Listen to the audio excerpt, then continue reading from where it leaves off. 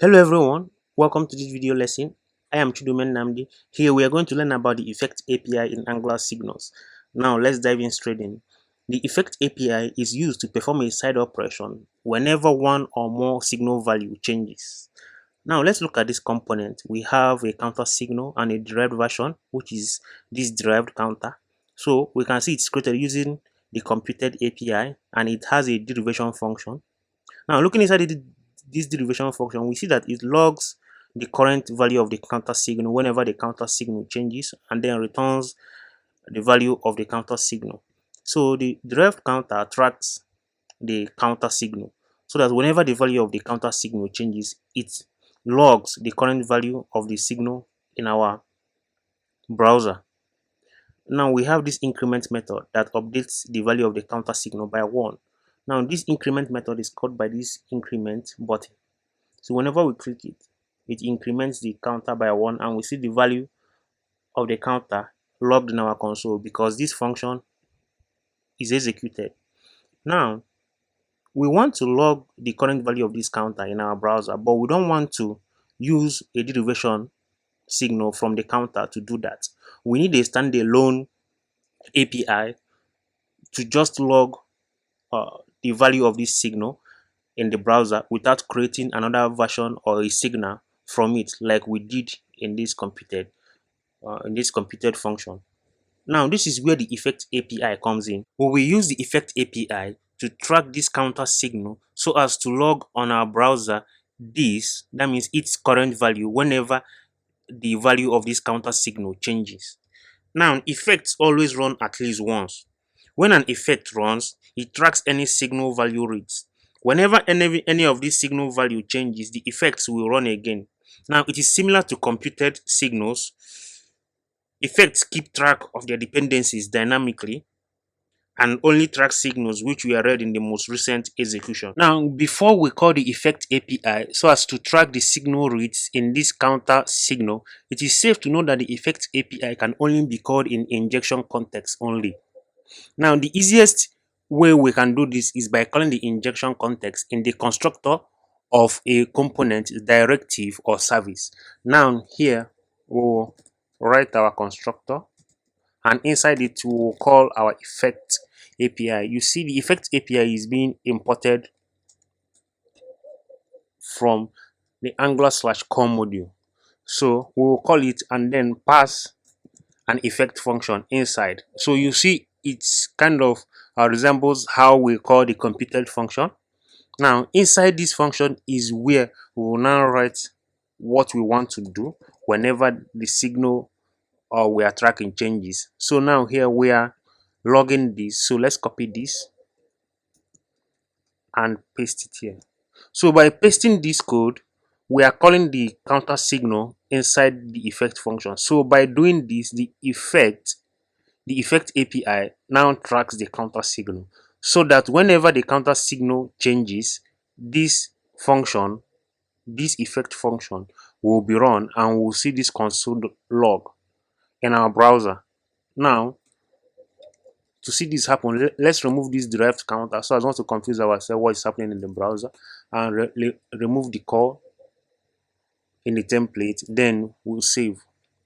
So you see the effects API runs at least once and then waits till whenever the value of this counter changes, then it will execute this function again. So you see it runs at least once. So on the initial load it runs once and we get the current value of the counter signal, sorry. Now when we click on the increment and this increment method is run, you see that the counter value will be updated. Then this function will run because it is tracking this counter signal. Now let's see it happen. When we click on increment, you see we get the log. We click on it again, we have the log. So this is because the effect API is tracking the counter signal.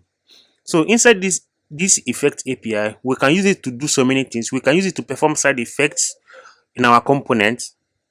We can use it to log to our browser the current value of the signal or signals that we are tracking. We can use it to keep the DOM in sync to the value of the counter signal. We want to perform another DOM manipulation.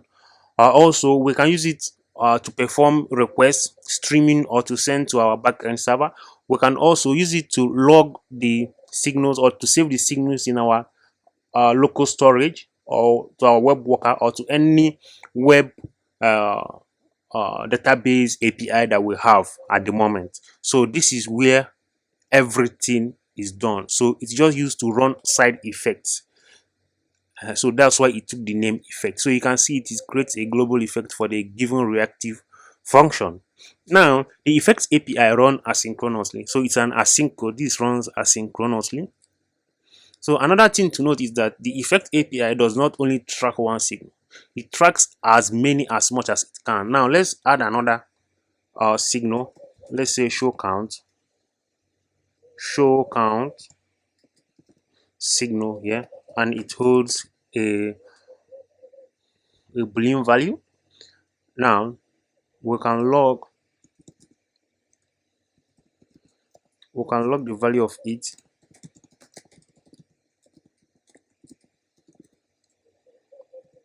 here. Now say this is the show count. So by doing this,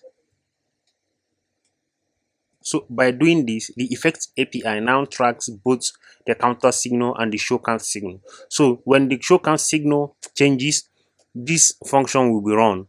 This function will be run.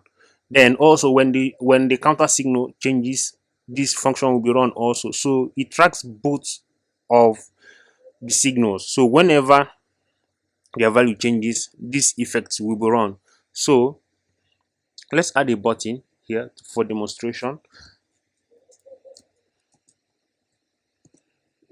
so as to change the value of this show count from true to false. Let's just say to go show count.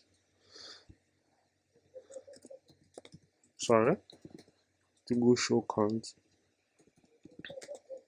To go show count. So as to be so that when we press it, it will be changing the value of this show count from false to true and from true to false. So we'll just call this dot show count, then update. We get the current value, then return an inverse of it. So whatever that is currently there, to return the inverse of it. So we have it now. So you see both of the logs, we have it in our browser here. The counter value is 0 and the show count is false. Now when we click on increment, let's delete this. When we click on increment, we see both of them. Now the show count is false. Then when we toggle the show count, you see it logs the show count is true. So you see it tracks for both the counter signal and the show count signal. So this is typically how the effects API works. It works the same as a computed function because with the computed function we can also track more than one signals. Okay, similar to computed signals, the nature of effect dependencies is dynamic. Effects only track signals that are read during the most recent execution of its effect function. Now, to see the dynamic nature of effect dependencies, now let's rewrite the code inside its effect function. Now, let's only log this, the counter, when the show count is true. So we'll come here and do something like this. This is the show count. Yes, that's good.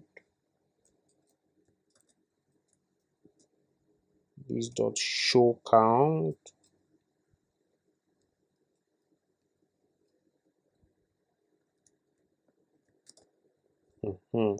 So this is it. Then we'll now have this toggle. Then let's add a visual element here to show us when the show count is true or false.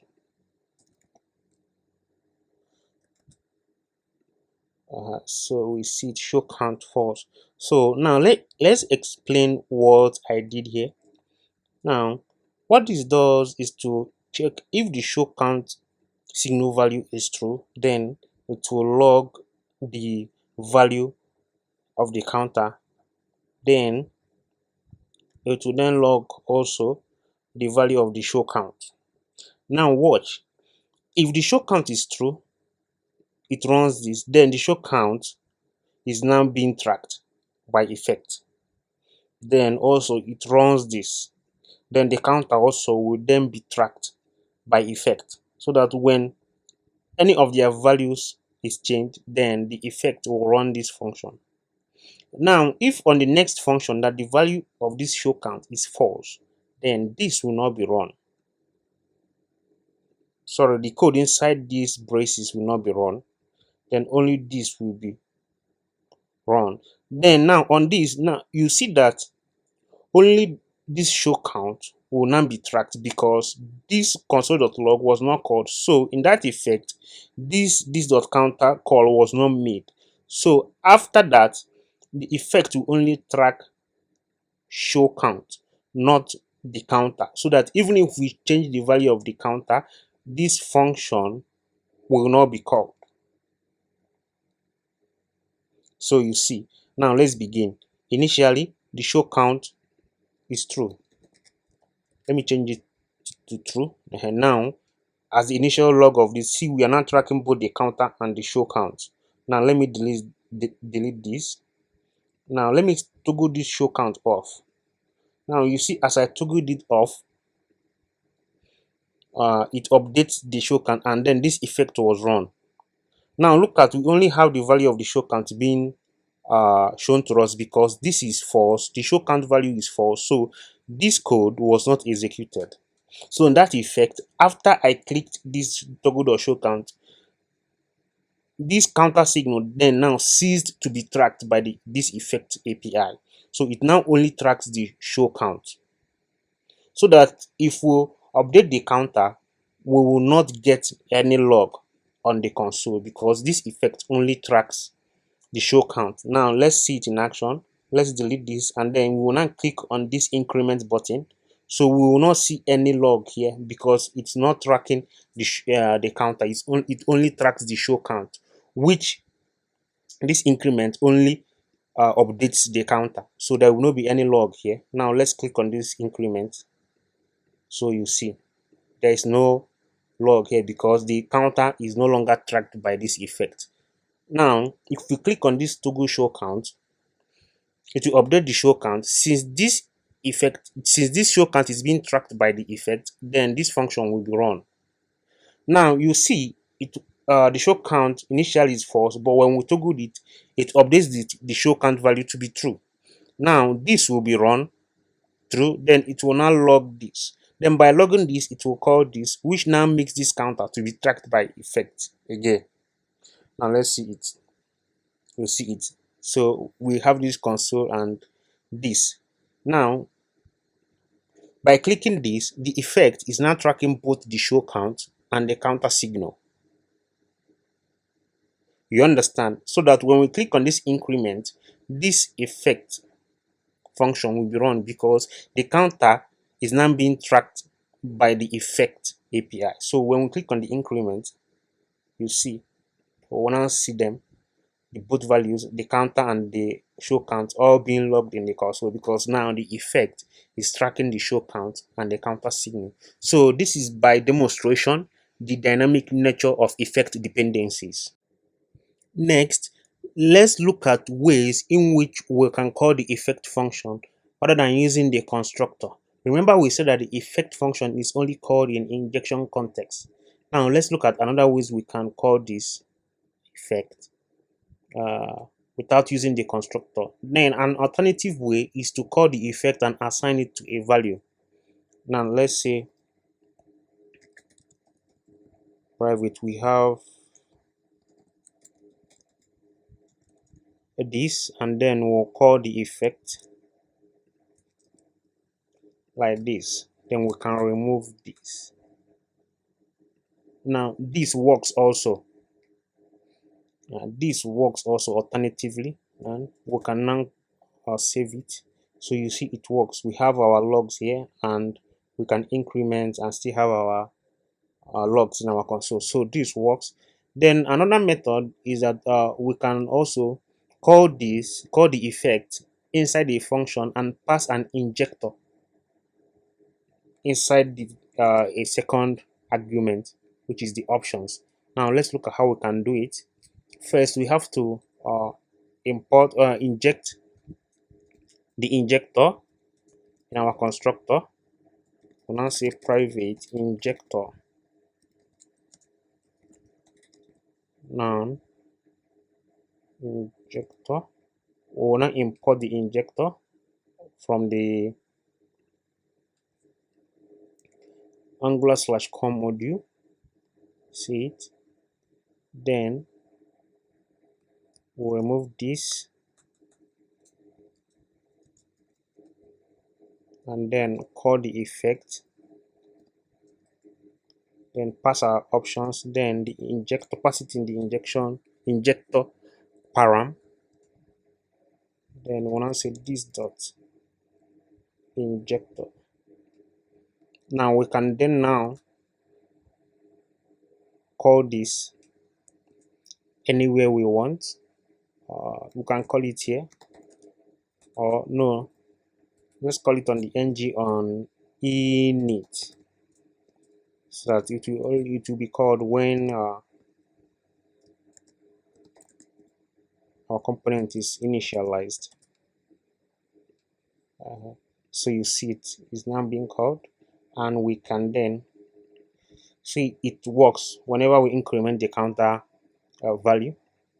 So you see we have seen three ways in which we can call the effect API, and it works. Now, how do we destroy the effect? Yeah, because we don't want the effect to be hanging around when this our component is gone. So basically, Angular destroys the effect for us whenever its injection context is being destroyed. In this case, the constructor. So whenever this class, the instance of it is being destroyed, it will unsubscribe or destroy the effect. Also, we can destroy it manually because this effect returns an effect ref object. So let's see how we can manually destroy this login effect. So let's return the effect here and then assign it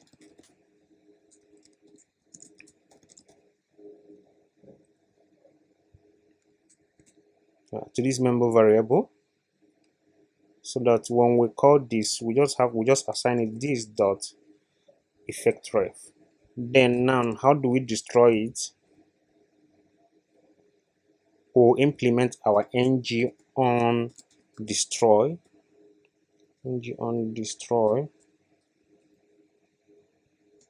Then inside it, remember this ng on destroyed is a lifecycle hook that is called whenever a component is being destroyed or removed from the DOM. So inside this, we will get the effect ref and then call the destroy method. So this shuts down the effect seat and remove this from any upcoming scheduled execution. So this removes or destroys this effect. So that's how it is being destroyed. Now we can also test it. Now let's add a button. I like experimenting, so let's call it destroy effect. Sorry, let's call it destroy effect. Destroy effect. Now we'll copy it. We'll come here, we implement the method, and then call this effect. Now let's see how it goes. Now here on the initial load of our component, the effect is still running. Now it's still running, but now let's click on the destroy effect. We have clicked on it. Now when we click on this increment, we don't expect to see any log again in our console. So let's clear the console to be sure. Then let's click on this increment. So you see it increments, but we do not see any log again because this has been destroyed. Now let's click on the toggle show count. See it's working, but we are not getting the console.log in our console because we destroyed the effect when we clicked on this destroy effect, and then it's called the destroy method in the effect ref returned by this effect API. Now this is the end of this video. I hope you love this video, and also I thank you so much for sticking with us till the end of this video. I urge you to try this out practically in your own so that you can get the grasp fully how all this works. Then please like and share this video, and also subscribe to my channel for more Angular content like this. Thank you so much, and see you in the next video. Bye.